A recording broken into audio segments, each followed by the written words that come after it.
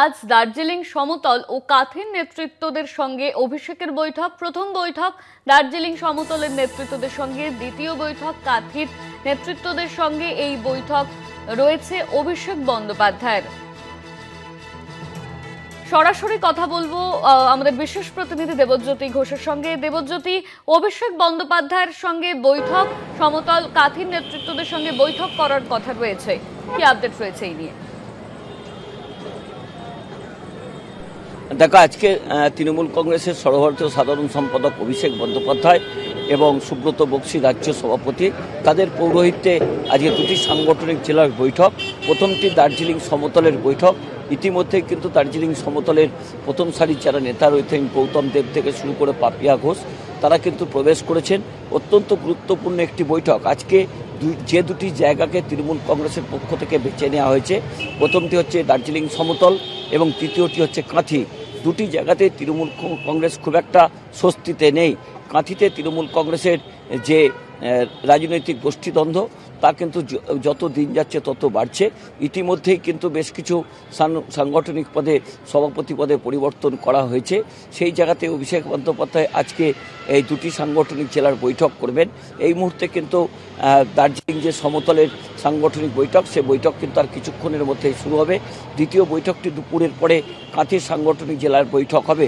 অত্যন্ত গুরুত্বপূর্ণ, 2021 সালে এই কাঁথি সাংগঠনিক জেলায় তৃণমূল কংগ্রেস যথেষ্ট ভালো ফল করেছিল, কিন্তু 24-এ যে সদ্য সমাপ্ত লোকসভা নির্বাচন, সেখানে কিন্তু তৃণমূল কংগ্রেস অত্যন্ত খারাপ ফল করেছিল এবং তার পিছনে যে কারণগুলো তৃণমূল কংগ্রেস নেতৃত্ব খুঁজে বের করেছে, যে সেখানে গোষ্ঠীদ্বন্দ্বে জর্জরিত তৃণমূল কংগ্রেসের রাজনৈতিক অবস্থা, সেটাকে কাটানোর জন্যই আজকে অভিষেক বন্দ্যোপাধ্যায় এবং সুব্রত বক্সী বৈঠক করছেন এবং আজকে দুপুরে সেই বৈঠকটি হবে।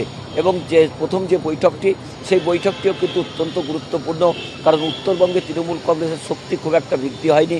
সেই জায়গাতে সমতলের নেতাদের নিয়ে অভিষেক বন্দ্যোপাধ্যায় 26-এর রণকৌশল ঠিক করবেন।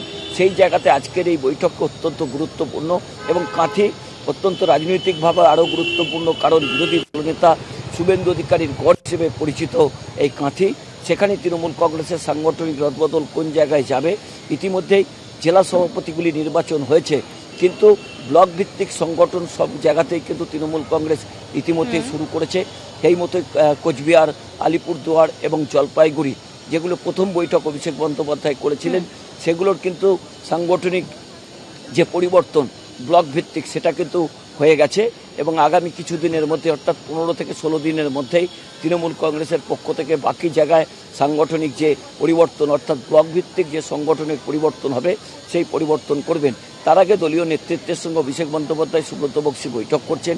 সেই জায়গাতেই আজকের বৈঠক দুটিই কিন্তু অত্যন্ত গুরুত্বপূর্ণ এবং দুটি জায়গাতেই তৃণমূল কংগ্রেসের সাংগঠনিক শক্তি খুব একটা নেই এবং কাঁথিতে যেভাবে তৃণমূল কংগ্রেসের গোষ্ঠীদ্বন্দ্ব রয়েছে, সেই জায়গাতেই কিন্তু তারা চাইছেন যে পূর্ব মেদিনীপুরের এই কাঁথি যেভাবে এই সাংগঠনিক জেলার শক্তি তৃণমূল কংগ্রেস 2021-এ যেভাবে বৃদ্ধি করেছিল, সেভাবেই যাতে বৃদ্ধি করতে পারে। অন্যদিকে সমতলে তৃণমূল কংগ্রেস যাতে জমি ফিরে পায়, তার জন্য আজকের প্রথম বৈঠক। অনন্যা, ধন্যবাদ তোমায়। আমাদের সঙ্গে সরাসরি ছিলেন আমাদের বিশেষ প্রতিনিধি দেবজ্যোতি ঘোষ।